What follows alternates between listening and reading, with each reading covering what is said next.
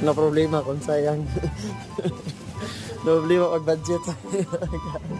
No problema sa pag budget. Ano gini guys, masahapit ng sweldo. Problema na yan eh, 1 week na lang. Bakit nga siguro ko? Hindi na ipalitan mo siya. So problema nagbinadget mo ako ganyan, wala ganyan ipalit na ko. So, yung mga 10% pa, wala 10%. Asa mo palit, wala 10% pa eh. Matik na, wala dyan. Malita pa, anay 10% lang. Muna yung trabaho na mo guys, Basaya, sumina mo rin sa Japan guys, gapang hunting ng mga 10%. Hunting, mga diskarte rin sa Japan. Hindi ka bala mo diskarte rin pangitag 10%. Madak-an dyan ka. Itlog, Charles. Charles, itlog.